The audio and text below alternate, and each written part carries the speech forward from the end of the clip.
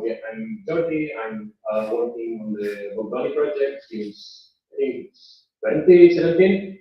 And basically, what we are trying to do is to empower society and empower democracy through implementing the democratic primitives based in Web3 technologies.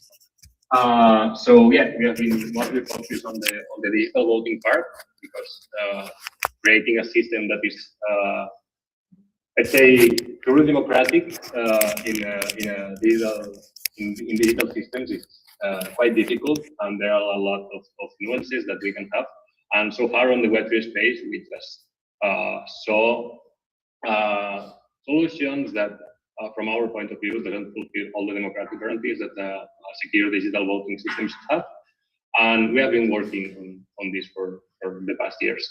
So yeah, the idea today is to kind of a workshop and guide you through what we have been doing, and also showcase some of the products that we built, and also the underlying protocol that powers all these products, so you can get a grasp on what we have at this moment. So yeah, it's we really think that digital voting and any kind of democratic primitives are the tools that will make next generation society thrive. And yeah, that's the idea of the workshop today. So first of all, as I said, I think that digital first participation is how next generation societies will decide together. And the cool thing about digital first participation is that it can be it can be done at any scale, from everywhere, at any time. And that's I think that's also an important point, that we shouldn't be giving up trust.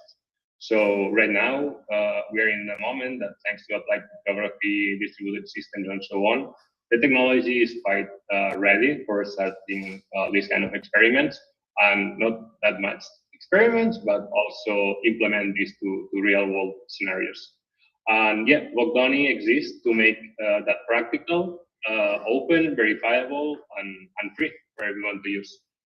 Just a little bit of background why we started this project. So if we go back to 2017, if we go to Catalonia, the Catalan society in 2017 tried to do a referendum of independence from Spain. And what we saw is that basically the central government of Spain put the military police on the streets. And yeah, if you look in the internet, you will see some nasty images of repression of a nation state against their own citizens for the simple thing of democratically voting on a certain topic. So at that point, people that were working from universities, activists, and so on, started to think about, okay, how we can create a system that is secure for the people to use, so they don't need to fear any kind of coercion, any kind of physical damage for expressing their democratic will. And we started to work on Bogdani, which, by the way, it's written in Esperanto. It's pronounced Voicedoni, and it means to give voice. So the idea was to create this kind of transparent, verifiable, and open system that is also censorship resistant and can empower civil society. This is how the project started. But as years passed and so on, we expand this project with the idea to create a universal voting protocol that can be used by anyone to create any kind of participatory process without experimenting what we experimented in Catalonia some years ago. So today in the workshop, the idea is to do this kind of quick intro. We will do some demos running real votes on the solutions that we have been implemented. Then I will encourage you to try to create some proposals using the platform you prefer, and try to vote from your own device. So that way you can actually experiment how the experience it is, and how easy I think it is to vote with what we built. And finally, I will guide you through the SDK that we have for interacting with the infrastructure. So you will see how easy it is to implement this in your products, in your solutions, and so on. Just a few lines of code. So, as I said, we are using Web3 technology, but we always wanted to bring this technology to the real world. And actually, I think we succeed doing so. Nowadays, Fogbana is being used by political parties, unions, professional bodies, and other type of organizations that at least once a year needs to do their votings, and there are other organizations that need to vote in a more recurrent way, for example, once a month or once a quarter. So the idea was to abstract all the Web3 and cryptography complexity from the system, which I think it's quite complex, and to provide users with an easy way to organize voting process and to vote without needing to care on the underlying technology. Because, as I say, doing proper digital voting is something which I would say is really difficult. So yeah, just going back on why digital voting and why now. So first of all, I think societies are going online, especially with the new generation. So communities, DAOs, network states, and cooperatives are forming on the internet. Yet most of them are using platforms like Google Forms, Discord polls, Twitter polls, or WhatsApp polls to decide on important things, and they don't have any kind of guarantee that their voice was actually counted. So that's why I think we are in a sweet spot in history to start implementing this on the field. Also, as I said, trust is the hard part. So a vote only counts if people can read in the organizers, and we don't think that legacy tools can offer that at this level. I think for this we need distributed systems and verifiable computing. And yeah, and as I also said at the beginning of this talk, I think the tech is finally ready. So I don't think it's 100% ready, putting it on nation state voting or really high stake voting, like for example the Brazilian election or the US election or any kind of European country elections. But we are quite close, and the only thing that is remaining is to have more peer reviewing and more people looking at the technology. So yeah, suspect by cryptography, such as zero knowledge proof, homomorphic encryption, verifiable computing, and public ledgers, making private, auditable, and internet scale voting is practical today, and it's something that can become a reality really soon. So what's the problem with traditional voting? I mean, I think in Brazil, people is quite proud with their voting system. We can say that it is secure, and it is one of the models to follow, because this electronic, I wouldn't say digital because it's electronic voting, but this electronic voting has been going quite well, and it's something that I think Brazilian people is proud of it. So, but if we go back to traditional voting, so paper voting or in-person voting, we can say it's secure, because it's something that it's been working for the past, I don't know, 2,000 years, starting from Greece. But it's slow, it's expensive, and it's limited to one or different places. But for me, the main point is that it's monopolized by nation states, and it's really expensive. So you need to set up all the physical spaces. You need to spend a lot on this marketing. You need to spend a lot on all the infrastructure that you need for running this stuff. And there's a thing that people normally doesn't comment about, and it's the census. So if you now think about creating a nation-state voting process in your country, the first thing that you will need is this list of voters, because this is monopolized by the nation state itself. So I think that now we have the tools for having these censuses. So basically, it's the list of voters and how we verify those voters. We can have these parts which are monopolized. We can have these parts on the internet, and on the centralized infrastructure, and we can protect. So one of the main points about having this controlled by nation states is that we should care about privacy and the personal information of the people, and this is a really good point. But now we have the primitive for example, using ZK, being able to identify yourself without revealing who you are. Then, if we go to a more digital paradigm, we have Google Forms, Discord, WhatsApp calls, any kind of digital. They're fast, they're free, but they can be trivially tampered, and they're impossible to verify. So once your vote, let's say, leave your device, then you have zero tracking, and you have zero ways to verify that if you actually counted. And then on the other side, we have also e-voting, like the first e-voting solution, but I would say most of them are centralized.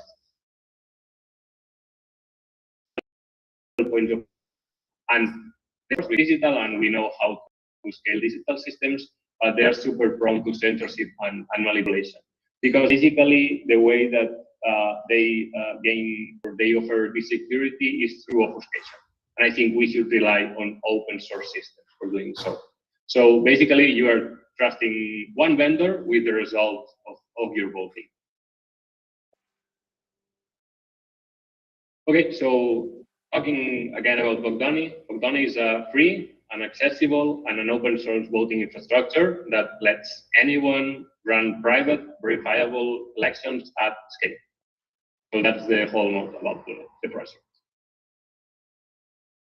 Yeah, I would like you to remember three things about Bogdani. The first one is that it's decentralized by design, so no single party controls the system, the results, or the software. It runs on open ledgers and on verifiable computing environments. And as we say in crypto, in math, we trust. You don't need to trust us. All the code is published. Everything is mathematically provable. And you can just go there, inspect the code, and do whatever test you want. Then we also focus a lot on making a product for the people and a protocol that can be used by any kind of builder. So organizations and their voters can use the app that feels normal. So there's almost no technological knowledge required, and you need basically zero Web3 knowledge required. So you don't need to deal with wallets, you don't need to deal with complex cryptography, you don't need to deal with gas, and so on. And from the point of view of the builders, they can just use a public API or the public SDK that we have published to integrate this secure voting into any application or automate any of their processes. And the third thing I want you to remember is that all we do is free and open source. So you can fork it, you can run it, you can audit it. The only license that we have is AGPL-v3, which basically forces you, if you make some modification in the protocol, to publish it. So other people can, at the same time, can use your modifications, and there's no lock-in. All the information is on a decentralized infrastructure, and you don't need to rely on us. Well, and how the process looks like from when you set up an election to having a verifiable result. Basically, the first three steps are from the organizer point of view. So you can just go to one of the web flavors that we have. You create an organization. You create an organization, which is basically the group that will run the votes. Then you need to create the census, which is the list of voters that is allowed to vote. And then the organizer basically creates a voting process. The question can be one question, multi-question, the options for the voting. So if you want, let's say, single choice, multi-choice, range voting, quadratic voting, any kind of voting system can be implemented on top of the protocol. We have one cool thing called the ballot protocol, which allows you to create these kind of different configurations, and then you set the start and the end time. Then, let's say you publish the election, and now the election is live. Then the only thing you need to do with the voters is to share a link or a QR code, and then this link will bring the user to the voting facing application, which is, as you will see, super simple. So then each voter can cast a private and a verifiable ballot. at the end of the voting. Sorry, not at the end of the voting process, but when the user cast the vote, they will receive a cryptographic, let's say, string that will help them to check at the end of the election that the vote was actually counted and was not altered. And then the system, at the end of the voting, will compute automatically the results, and the tally of the voting will be published. And then you will have the results of the voting process. And of course, the last step is to verify that everything was done properly. So anyone, the organizer or any voter, can verify the results independently and can audit the whole process. That's how the voting process looked like from end to end. Okay, now just to talk about a bit of the architecture without going too deep in the technical realm. We have some papers published that I will be super glad to share with you if you're a cryptographer or an enthusiast on CPA stuff and applied cryptography, or even you're an enthusiast on the EVM networks and EVM blockchains. I think you will like it a lot, so happy to share it afterwards. So basically how it works, let's imagine that now we publish the voting process. So the voting process is published on an EVM smart contract, and we have the process live. So from the point of view of the voter, what happens is that the sequences, which is the piece that we have here, will run a multi-party computation to generate an encryption key. Okay, once this encryption key is generated, the voting can start, and the voter will encrypt their vote using this homomorphic encryption. The voter will locally in their smartphone, laptop, or tablet will prove the vote integrity using CK/SNARKs proof. The voter will be authenticated using an Ethereum signature, and the cool thing is that he will be able to override the vote as many times as needed. The thing about overriding the vote is to be able to be coercion resistant. So imagine that someone wants you to vote in a certain way. He kidnaps you and he forces you to vote in a certain way. Then you can, if the election is not finished, you can then cast another vote, and the last vote will be counted. The cool thing about this is that this re-encryption will allow you to break also the vote buying problem. So basically, you cannot prove to a third party what you voted. So if you try to sell your vote, the buyer won't have any way to prove that you actually voted the way you say that you voted. So yeah, we are solving here the collusion and the coercion problems. Then if we go to the infrastructure part, we have a centralized network of sequencers. We can call it an L2, but it's not actually an L2 because the sequencers doesn't talk to each other. So they are all orchestrated using a smart contract called the process registry and the sequencer registry. And yeah, on the first step, as I mentioned, the sequencers will do this multi-party computation to generate the encryption key of the voter. And then what the sequencer does is basically verify and re-encrypt the votes. So imagine the voter has actually voted. The vote is sent to one of the sequencers or to a number of them. Then the sequencers will verify that the vote fulfills the nuances of that voting. They will re-encrypt the vote, and then they will recursively aggregate the votes into a single secret proof. As I said, the vote will live on chain, and what the sequencer does basically is with this batch will generate a single knowledge proof that will prove the state transition for this vote, for this specific step of the vote. And then the sequencers will publish the current state root of the voting on any EVM compatible network. The votes are stored in blocks, and then we will have a voter count, an override count that this can be later helpful for incentivized sequencer if we want to incentivize them. And then, of course, at the end of the voting, the votes will be computed, we are not going to decrypt them because the votes are homomorphically added. So we are working with encrypted data. So the votes will be never decrypted, and we will be able, thanks to the homomorphic addition properties of the system, to compute the results without decrypting the votes. Then anyone with this can upload the results to Ethereum, and also the results state transition function on the smart contract will also be verified by zero knowledge proof. And then, yeah, we'll have the results, and anyone can trace back all the voting process. So we have 3 actors here. It's or 4. So the organizer creates the vote, then we have the voter, then we have this sequencers that runs this aggregation of the votes and submits proof to Ethereum, and we have all the Ethereum public infrastructure.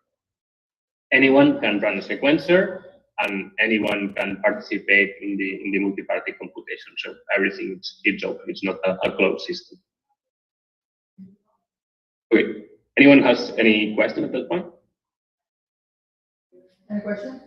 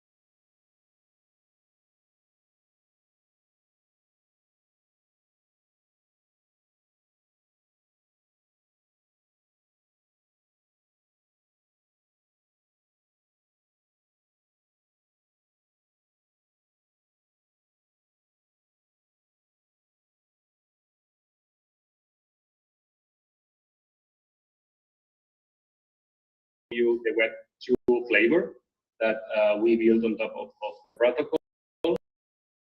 It's also super useful for this kind of real use cases, that because people doesn't need to hold a wallet, doesn't need to know how Web3 technology works, and it's just a Web3 experience. So anyone that can enter into a website can use it in a super easy and accessible way.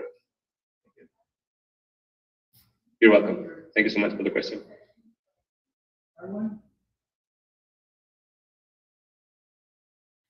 Okay, so yeah, now I will go directly to the live demos.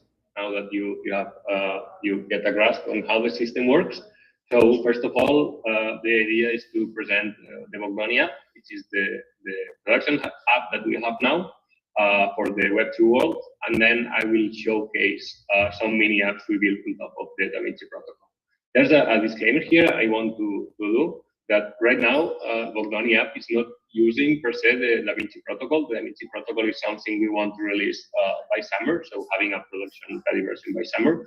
Right now, current customers are using another solution that we made in 2018 that is built on top of Termin, and they have like different properties, and we have been iterating the protocol for making something better.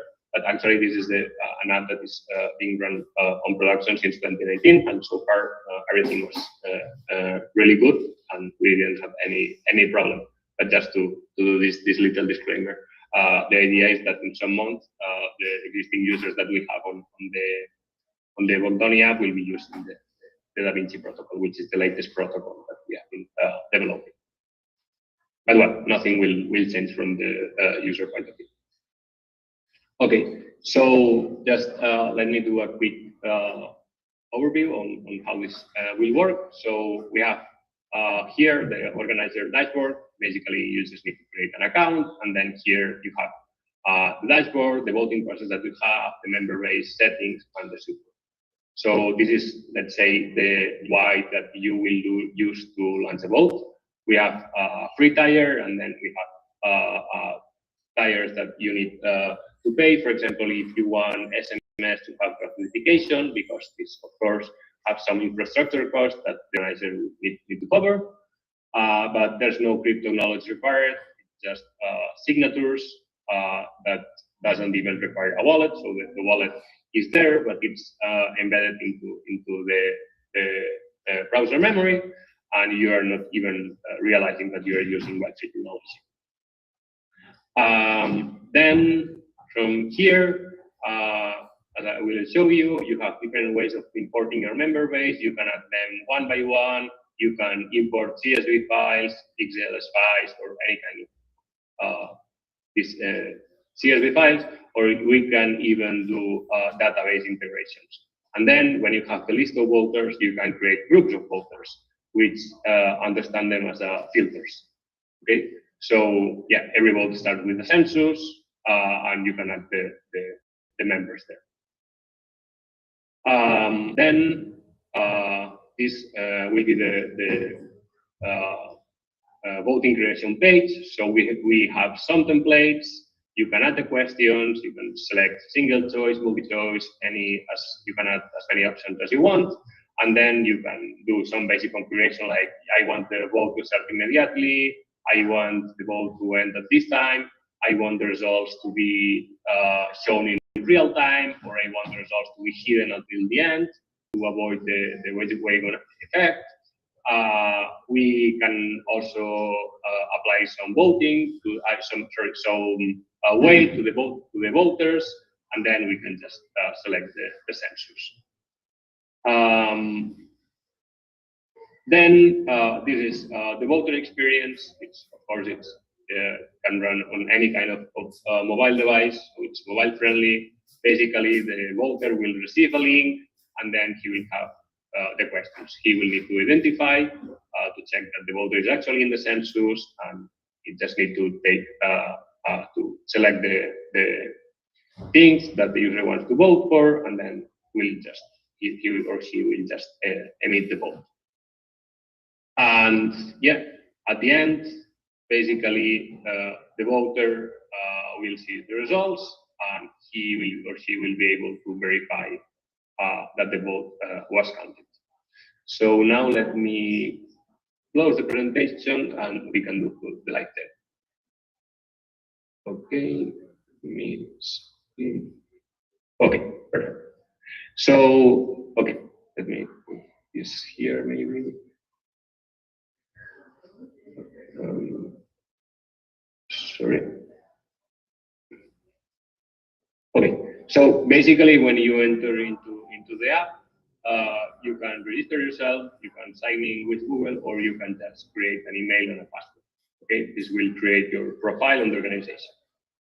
Okay, so now let's say that I'm already logged into the platform, and basically you will see what I showed you. So you have the dashboard of your recent voting processes, some quick actions you can do.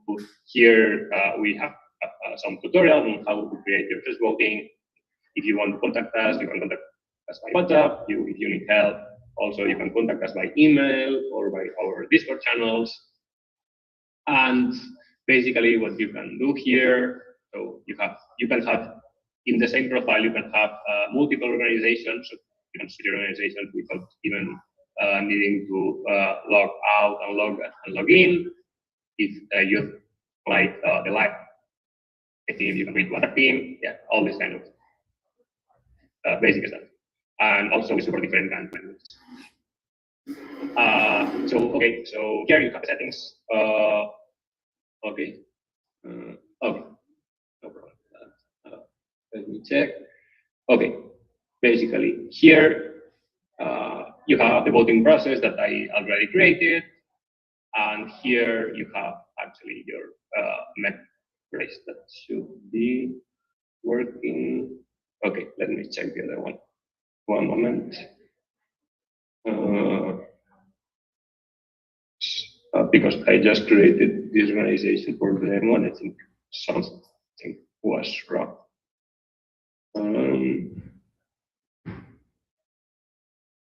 Okay, okay. Let me try to log again. Okay, and let me put this here. Uh, of the live demonstrations. Okay, so as I said here, I have my organization. I can upload an image. I can select my membership size, the organization type, the country. For example, now I'm in Portugal. Here I can add some team members. So maybe I'm not the that is allowed to create voting, and so we have multi-member organizations. I'm not talking about the voter. I'm talking about the administrators of the voting. And you can here you have your subscription plan that is based on how many voters you have, how many admins you want, if you want to receive SMS, if you want to have a custom branding, priority support. But well, it's not super expensive. Yeah, for an organization up to 1,000 members, I think paying 50 euros a month is not super expensive. And I think compared to how much money it costs to run physical votings, this we can say is super cheap. Okay, so here, as I said, we have the members and we have the group. So first, for example, I can import my members using a CSV file. So I can download a template. I can dump, for example, my database on this CSV file, or we can do custom integration with the databases. And then imagine in this template, we have the user first name, last name, email, phone, member number, national ID, birth date, and the voting power. And we can just import the template here, and everything will be processed. For now, let's just add a member. So let's add myself, Jordi. This is my email. I want to add a phone. This can be my member number, and this will be my birth date. Okay, and I will put one voting power weight. So I'm gonna import this member. So now I have this member here. Okay. Now the next thing I need to do is to create a group. Okay, so I can create a group with all members. So I can group name. I can say this group, and I can add a description. So this is my description. Okay, and as I can see, there's only one member, and I selected one member. And now I can create a group. Okay, so now I have the group. So imagine this, as I said, these groups are kind of filters. For example, I want to make people that is older than 20 years old to vote, and I want to exclude people that is not older than 20 years old, or I want to select some IDs, because for this neighborhood, I know that these people living in the neighborhood have this kind of IDs or ID numbers, and then I can add any kind of group. So now that I have my group, I can create the group. Okay, so here I'm creating the group. For example, I can generate some. I can use some templates. So annual meeting and electing. Whatever. For example, now I'm going to create an election. So election process title. So this is my election. Okay, I can attach a video, and what you can do, which is something that's been recurring on the organizations that now are working with Bogdani, is that most of the times they want to do a live video. For example, if some people is physically in some space, they want to do a live video where they can read the documentation, ask questions, and so on. So you can add, for example, a YouTube live stream here. So then you can just add this description. This is a description, and then you just add the questions. So we can have multiple choice or one single choice. In this case, I'm gonna select multiple choice. So, for example, who should be the next president of the community? So here we can add another sub description. Choose your preferred option. And here, for example, I can add some limits. So here I'm saying the voters must select, for example, 2 of the 3 candidates that we have. So we have candidate A, we have candidate C, candidate B, and candidate C. Oops. Okay, I can add more options, I can add more questions. I think I want. Then, for example, in this demo, I want the voting to start immediately, and now I want the vote to finish today. So here it's 3 in the afternoon, so I want the vote to finish at 3. Let's say 3:25. So we can see the results later. For example, here I can select if I want the results to be hidden until the end or I want live results. In this case, I'm going to select live results.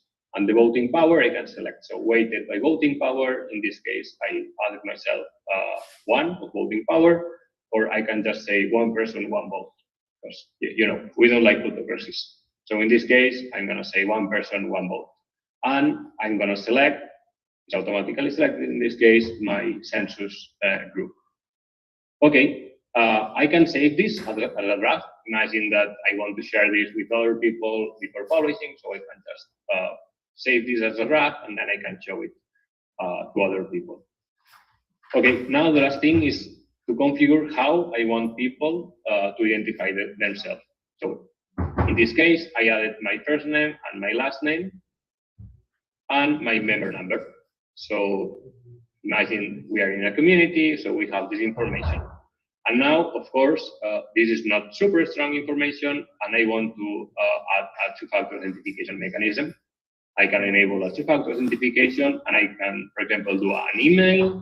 So let's say we receive a code by email, or we can have SMS verification, or I can have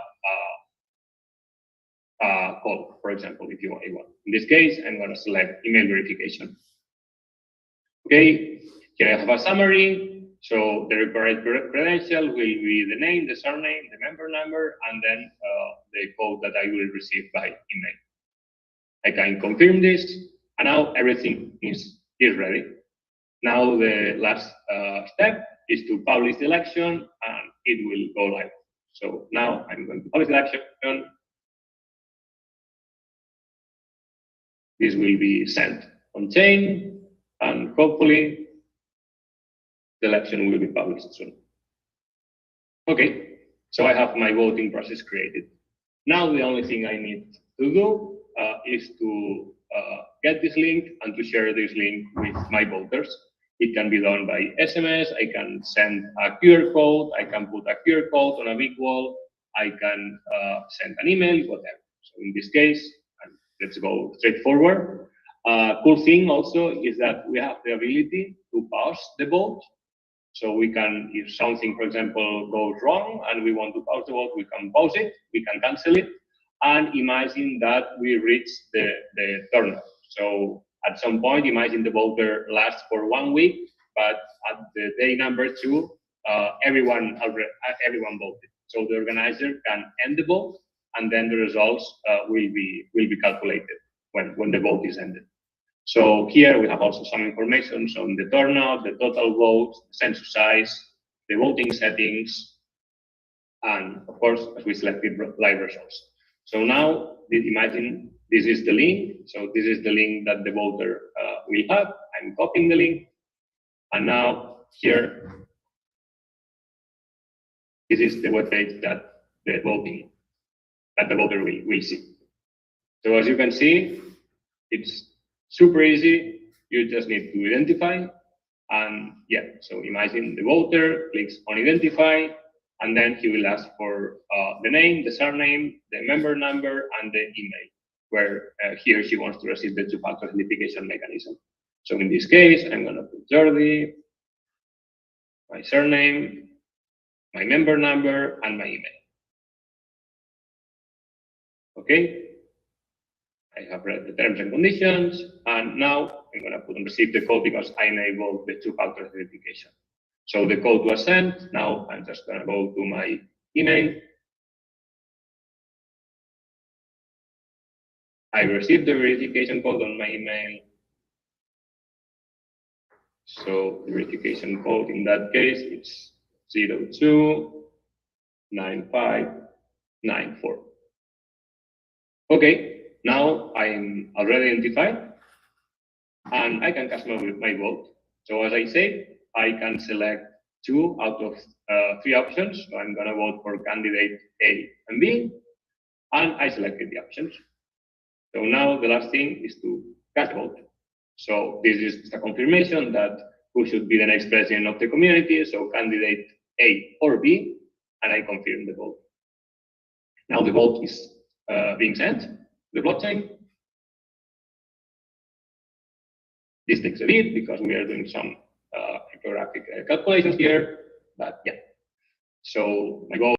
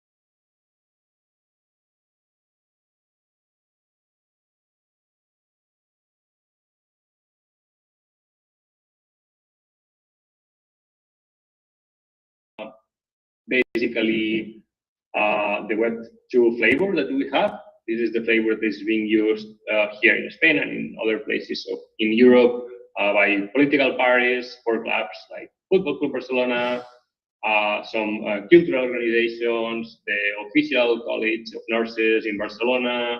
We're also in conversations with the Barcelona City Hall, and this is super convenient to use for anyone that doesn't understand about all the Web3 stuff that we all know about. Okay, so this is the first flavor of the protocol. Let me know if you want to interrupt me and you have any question. I have one. Yeah. So, do you have any plans to develop an interface for cell phone, for example, to make it simpler for persons subject some proposals and for person also to vote? So, my question is about, I see a lot of platforms on the Web3 ecosystem, but these platforms are not so useful for Web2 people that don't know much about Web3. So I was thinking, okay, maybe a cell phone application or kind of this would be good for Web2 people. Do you plan something like this? Yeah, I mean, the application I just showed is for Web2 people, and it's actually being used by Web2 people, and is an application that actually fulfills all the requirements that we have been gathering since we started the project. And from the organizer's point of view, it's just a Web3 experience. As you saw, I never used any wallet. I didn't interact with any Web3 stuff.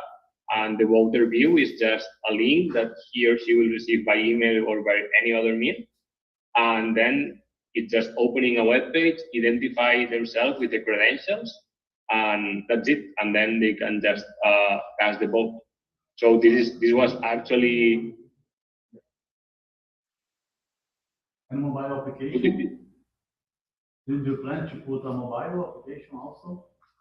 No, so I mean this is actually mobile friendly. So you just need to go to the web app. But we already in the past tried to release a mobile first application, and there's a problem with that because people doesn't want to install applications. So what they want to do basically is to go to a web page, and then of course you can build a progressive mobile application.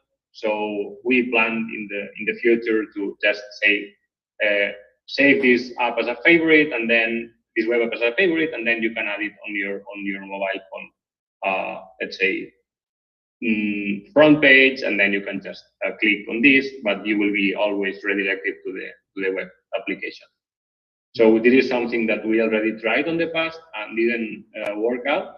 So we end up listening to the people that is using the platform, and most of them, or to not say like 99% of them, they just want a mobile application that, a web application that can run everywhere. Thank you. So in our experience, this is what worked for all the communities that we have. Yeah. I have another question regarding the peer reviewing process. For example, if you have a forum or certain people that would love to review the voting system, could you put as admin, for example, the forum of a certain group of people in the whole, spectators, for example? You know that many political, votations, you have like this kind of nodes that verify and count the votes. Would you do that using Bogdoni itself? Yeah, of course. I mean, the infrastructure that we have is run by different nodes. For example, we have some nodes at the universities here in Catalonia, and anyone can just set up their own node. All the information is public, so this is not a centralized server. All the information that we have can be fetched, and then you can recompute everything at the end of the election. So anyone is able to verify everything about the voting process. That's really awesome. So you don't need. So what I showed is just the front end. So this, of course, this front end is not yet decentralized because it's just a web application. But we can just create, or you can just create a static web page that runs on IPFS or is hosted on IPFS.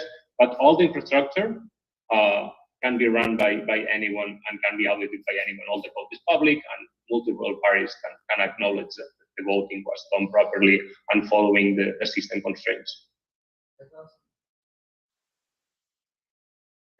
Okay.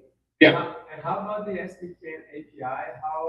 How developed is it to do all this that you showed? So how easy it is to do it, or if you can just do it? If the SDK or API has all the functionality of what you showed so far. It has even more functionalities. Even more. Okay. Yeah. Anything about discussions or like forum or anything like that, or would that no separate? This is a separate thing because we are just focused on the voting side, because I said in the beginning it's super difficult. It took us so many years to end up having like a proper solution. And the thing about the forum and so on, I would say it's the most, it's the easier thing or the easiest part. And we plan to do this because voting at the end is just the last phase of the participatory process, but we cannot create a solution that fits everyone's needs. So that's why we are providing this API and this SDK. So we are just providing the voting tech with a UI that can be easily used by anyone. But if you want to do some forum for deliberation and so on, you can just use the SDK or the API to integrate in your own tools and build or build something on top of it. So we cover the let's say the most difficult part, which is providing a good system that has all the democratic guarantees. And do any of your partners or let's say customers or users, do you know of a certain forum platform that they prefer or an API or anything? No, everyone uses different solutions. Some use Discord, others are using Discord or WhatsApp groups to discuss.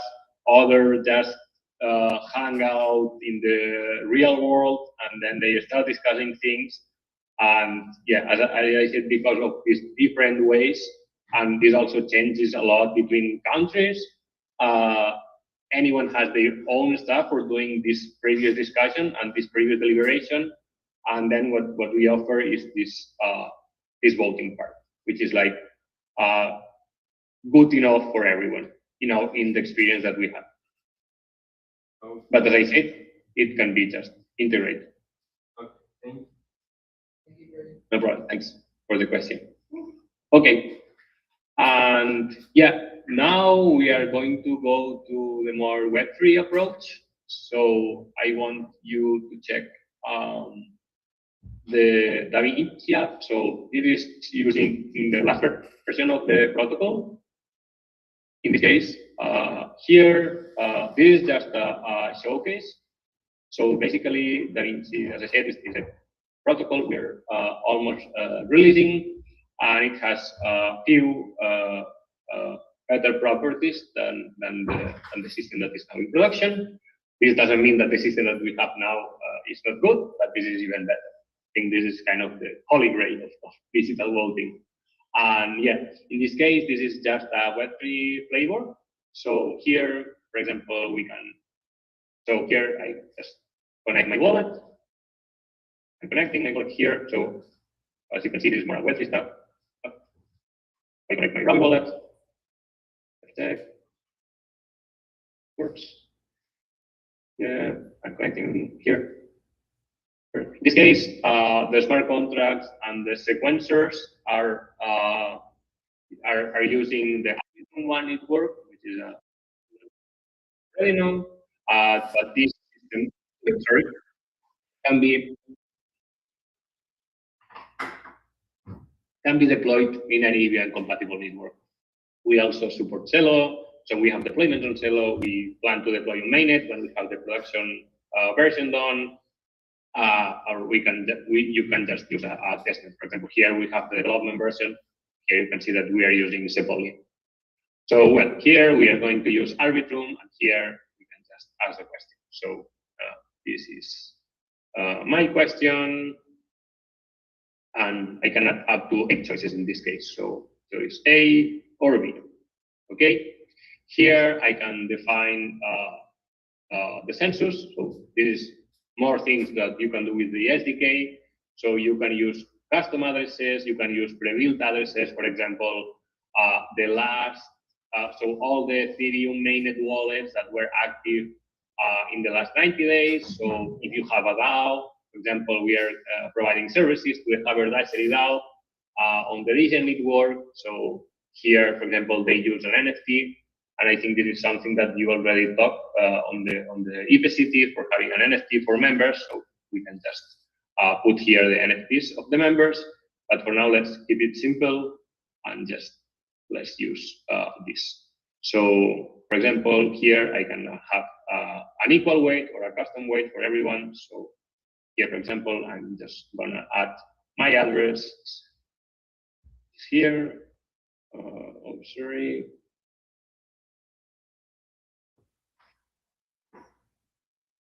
Here and say this.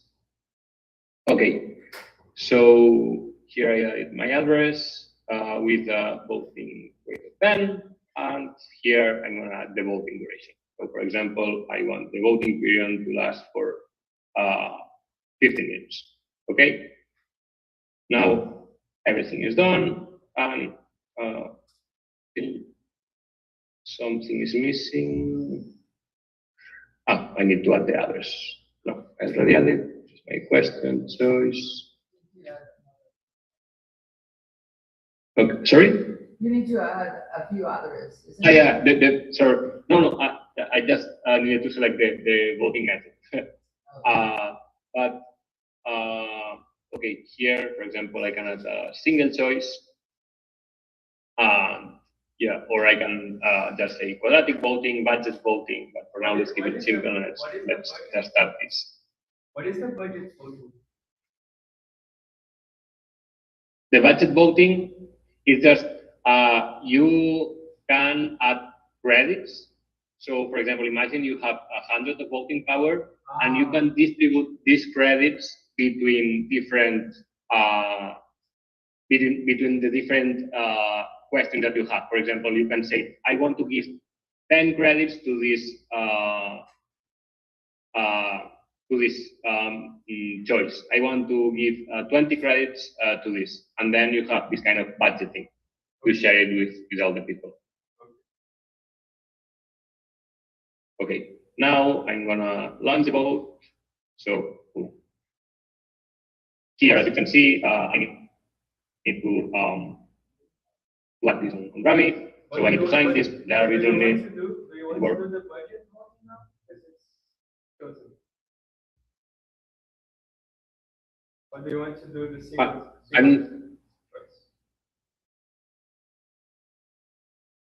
He chose it. Sorry, one moment, because here I needed to select single choice. Sorry for this bug on the UI. Sorry. Thank you for putting it up. Think about it.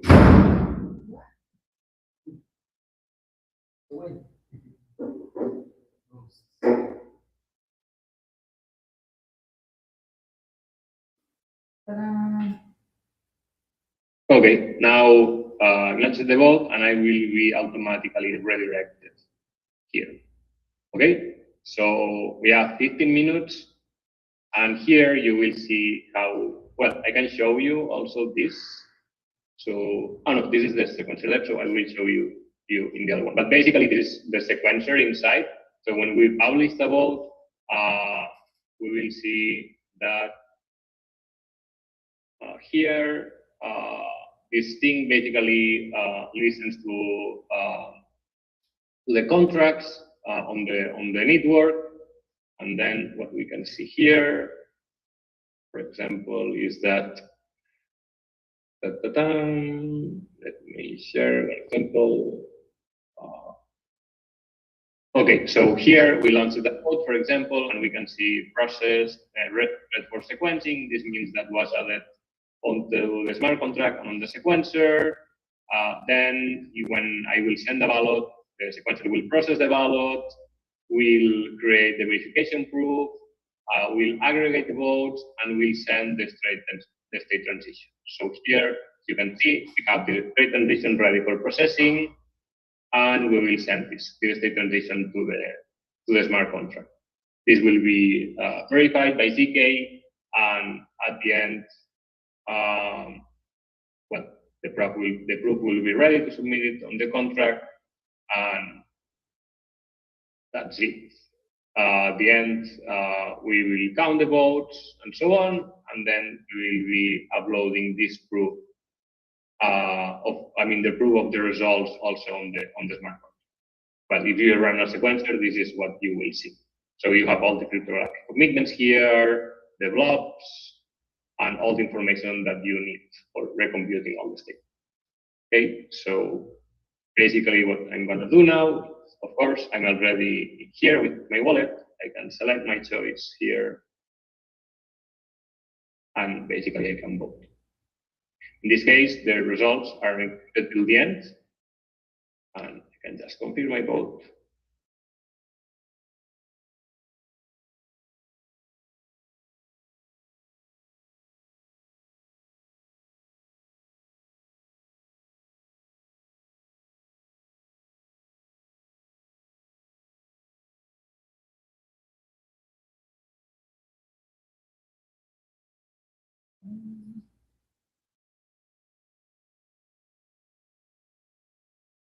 I'm signing my vote, and now the vote is being processed. So as you can see, so there are 0 votes settled so far, because for this, we need to wait for the sequencers to create the proof and to upload it to the smart contract. But you can see that we have 1 vote pending. Here, I can see all the tracing. So the vote is pending. It's actually being verified, and now the sequencer will aggregate. In this case, we'll just aggregate 1 vote, but if we have more votes, it will be aggregated here. Then after being aggregated, this will be, first the state transition will be processed, and it will be settled on, in this case, on the Arbitrum 1 blockchain. And yeah, that's it. That is how it works. And what I can do now basically is I can override my vote. So I voted for A, now I can just vote for B. So I can, as I said in the beginning, I can override my vote. And do it, and confirm my vote again. So you could change your vote many times, in that interval of time. Yeah. Huh. Yeah, if you voted wrong, or if you change your mind. If you change your mind. Within the interval of time. Yeah. So here, yeah, within this interval, you can just, so I'm gonna put my vote again. Okay, so now I need my vote to actually be otherwise, bad stuff would be happening. But since once my vote is actually settled, it will be in some minutes, I can just, vote again. So yeah, for now, for not taking more time, this is Maybe you what need to we'll wait. see. And Maybe you need to wait to finish the whole vote, and then you can change it. Better. The release. yeah, so I need the vote to be processed and settled on chain by the sequencer, and then I can override my vote. So it's on Arbitrum 1, but as you told us, Yeah. you already deployed it on Celo, and it could be applied in other superchain ecosystem, or in mainnet, it's in Sepolia, as you said, isn't it? Here is Arbitrum 1, but we also have the deployment on Sepolia, and we're waiting to deploy on mainnet in the next month, because yeah, I mean the deployment it's much more expensive, and also the sequencer needs a lot more gas. And for now, we want to have like everything like super clear, and yeah, we will be deploying it on the following month. So it's EVM compatible, so we can deploy any EVM. Because it could be deployed. Yeah, exactly. For example. Yeah. So on base or anything. Cool. Yeah. Actually, we had also sequencer on base in the past, so it should just be a matter of recovering it and and redeploying the latest version of the contracts. But yeah, you can deploy it anyway. Awesome, amazing. Thank you. Okay, and well, that's for showing you last thing. So here we have some voting process that people team has been creating. And for example, here was a test election. This is how you will see the voting that is ending. So here you can see final vote count. The 5 votes were verified in one transition, and here we have the turnout. Total votes, this number is different because this means that someone overrided the vote, but basically here you have the results on the thing that have been being voted. So in this case was what your favorite color, what your favorite color, it's blue, yellow, and green. That's it. And one more question, is this platform on your GitHub? Yeah. So it's here. It's called. Yeah, I told you, right? We could record, but Yeah, but I can link it into our. Yeah. Tomorrow, oh, is there. Awesome. here, if you go to DaVinci, so we have the DaVinci UI. This is the MVP I just showed to you. Yeah, here it is. All the code, you can deploy it. You also have all the contracts, how to run it. You have the code of the, so here you have the contracts. Here you have the distributed key generation. Here you have the SDK. Here you have the circumcircuits. Here you have the paper. Here you have some mini apps. Everything is here. So you can just take it, and that's it. Or use the things that we already deployed. Okay, and the last thing I wanted you to show is this mini app also that we created on top of DaVinci, which we call it as the world.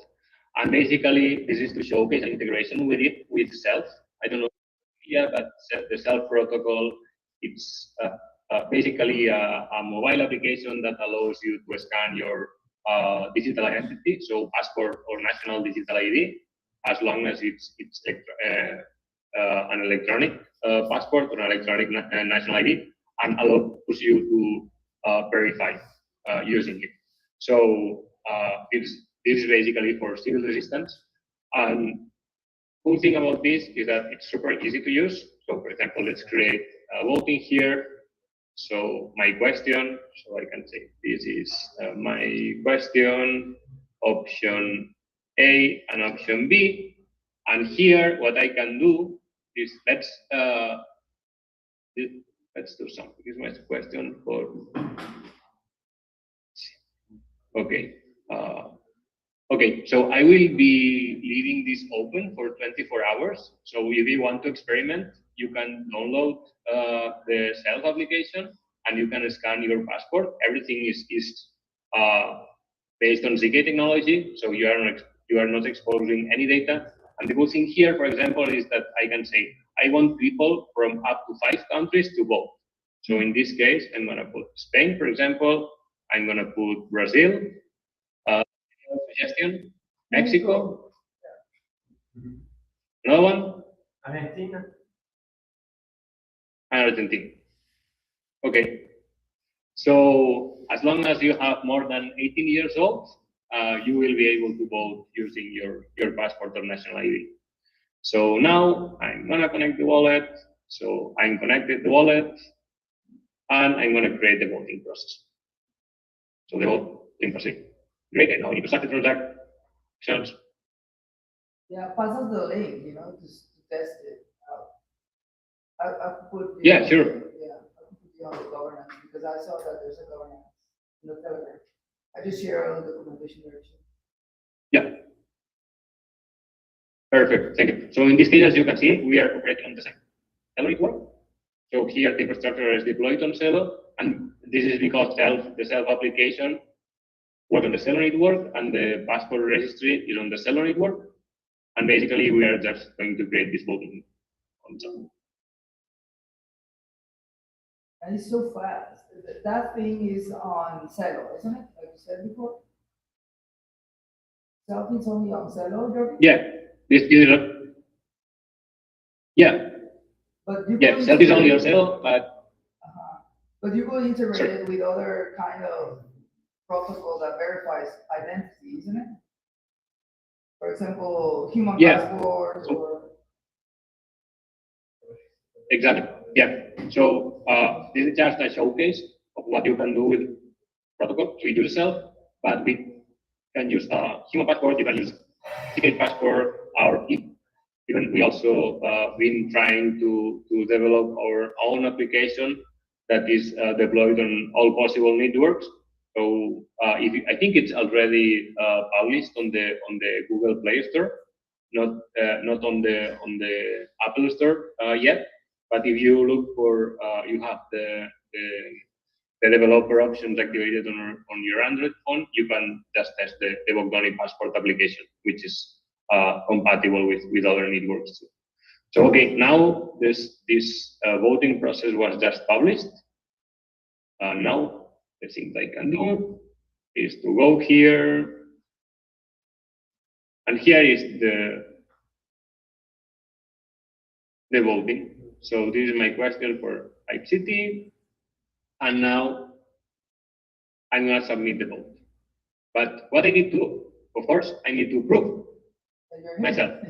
So I'm gonna use my mobile phone with the self application to generate a zero knowledge proof of the passport that I have scanned. Okay, so I just need to open my camera.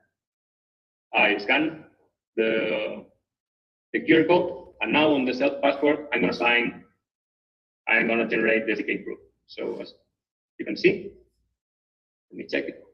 No, It's visible. Oh, but it's cool, it's No, open. no, it's not. Sorry, yeah, okay.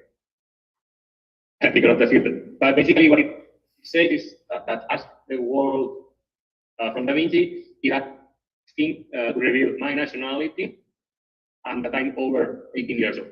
So now I'm gonna select this, and I'm gonna generate a zero knowledge proof proving that I hold a Spanish passport and I'm over 18 years old. Now I'm generating the proof, and you will see on the UI that it's automatically proof successful, as you can see. And now that's it, my vote.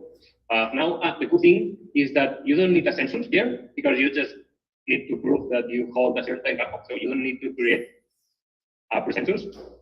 You just need to hold a passport, the type of passport that you create. So basically, you are from Spain, from Brazil, from Mexico, or from Argentina, you have more than 18 years old. Now you're included into the Da Vinci census, which is required later, not pre-voting process. And now it will take some time because it's an introduction, but once you have it, as I selected the option, the vote will be submitted the same way that was done on the Da Vinci app, and that's it. And at the end, you will have the results. So, for example, if we go here, we can see.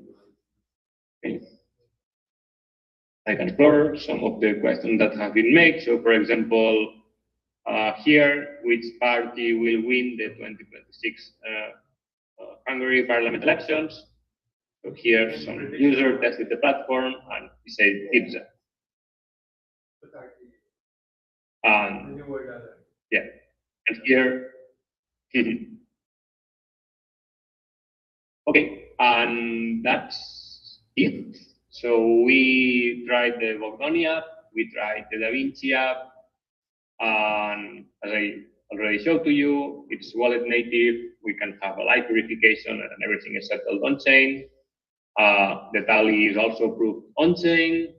It's published to any EVM. It's verifiable by anyone. And we also tried the Ask the World flavor. It brings you more civil resistant flavor using passports and national IDs, all in a privacy preserving way. And the last part I wanted to show you is the SDK. So how easy it is to build on it. So basically, this is how it works. This is a bit more technical. This is just TypeScript code. So you do npm install Bogdoni Da Vinci SDK, and first you import the Da Vinci SDK and the type of sensors you want to use, and then basically you initialize the SDK. So you need to initialize this doing this. So new Da Vinci SDK. You set up a designer, so the wallet of the organizer. You set up the sequencer you want to use. So we have some public sequencers, but you can just run your own sequencer, and then we send the URL census service, which this is optional, but for some kind of censuses, like off-chain censuses, you need to have a server that provides these censuses to the sequencers. Then you just do SDK init, everything is initialized, and then you can just create the census. You can add the wallets on this census, and you create the process. So title, description, census, the timing, so the start date and the duration, the questions you want to do, and the choices. That's super easy. And then you can just, yeah, here you are, this is just a demo, but here you just create the voter wallet, you connect the voter to the specific voting process, and then you cast your vote. So it's just a matter of saying sdk.submit vote with the process ID and the choices, and then you just need to wait for the results. You do an await, SDK, wait for vote status in that specific case, and then you wait for the results. If you want me, I can do a really quick. I put it, but basically it's this code here. If you cannot see it, let me just. Okay, perfect. So basically, it's just a script that set the environment, initialize the SDK, creates the process, submits the vote, and shows a summary. So these are just some functions, so it's 300 lines of code, but you can create a voting process with as little as 20, 30 lines of code. This is just some things that I did for the workshop. So in that case, I can just do yarn start live. So we will be launching a vote, a real live vote on the infrastructure. So anything here is mock. And yeah, this is how it will work. So, okay, you can see here all the steps. So step one, this is the sequencer AP URL, the census AP URL, the RPC, so the EVM RPC we want to use. Here I generated 3 participants. We will start the voting in 60 seconds. It will last for 12 minutes. And we will vote for option 1.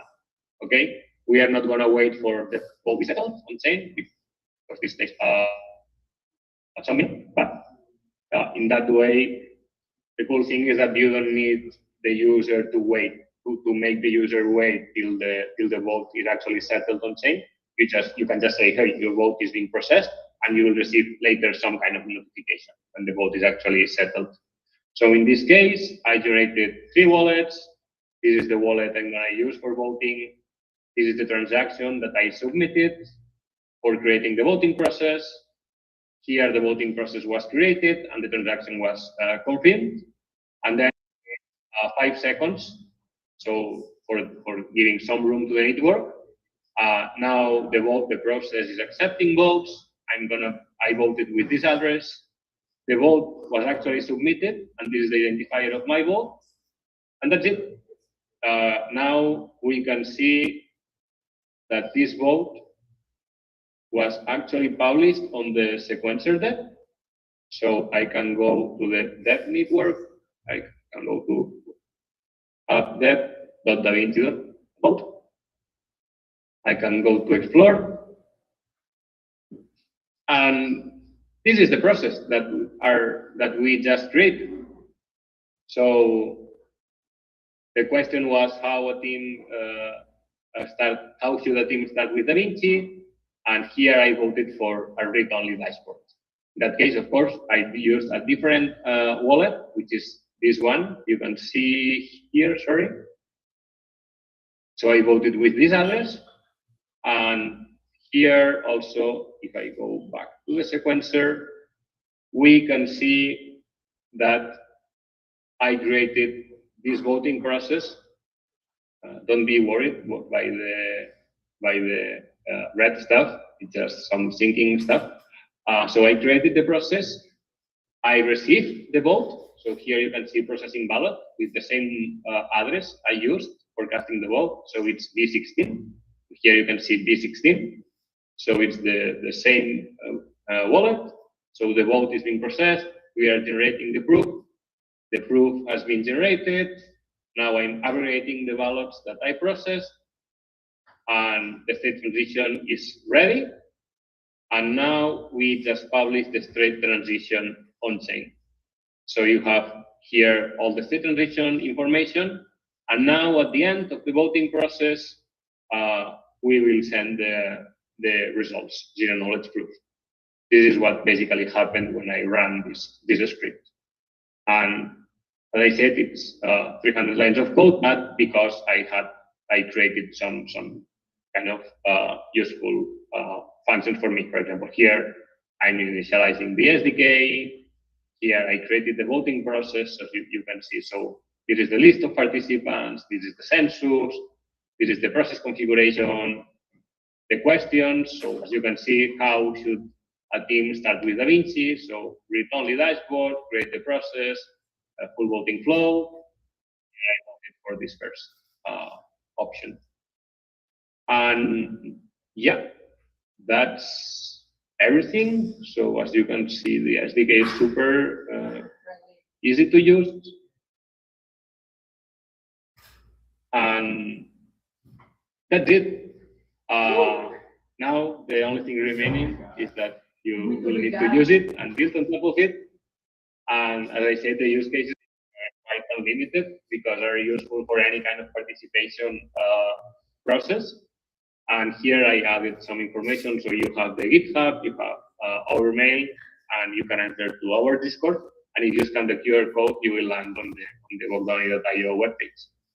And yeah, that's it. Very good. Thank you, Jordi. Let's invite you and technical, but we need these kind of topics, you know, to take a deep dive into those, you know. I love it. Sure. I mean, happy to help. I mean, you have my contact and the team's contact. If you want to keep investigating, keep trying stuff, you want to build something together, we are super open. So please just ping us and. Will you share the presentation for us? Possible? Yeah, sure. Yeah. Yeah. I'll send a message for That's right. Any other question or suggestion? Or, so let's build. Let's go going. Yeah, well, let's talk in a couple of days. Let's see. Yeah. We're doing a lot of governance things this week. So, yeah, we'll get back to you and share some updates. Thank you so much. Sure. Thank you so much for your time. Have you like the presentation? Yeah. And I will share it. So yeah. And next time Let's keep talking. Next time maybe you'll be here presenting. Huh? Yeah, you need to come to Florianopolis. Yeah, I would love to. I couldn't because I need to do a trip to Madrid this week.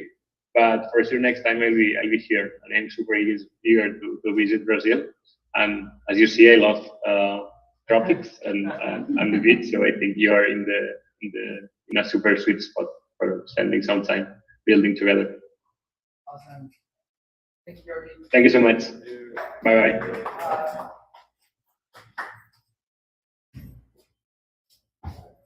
We're done. I believe that was too technical, but it's okay, you know. It's okay for the recording will be actually. He told me to share the recording.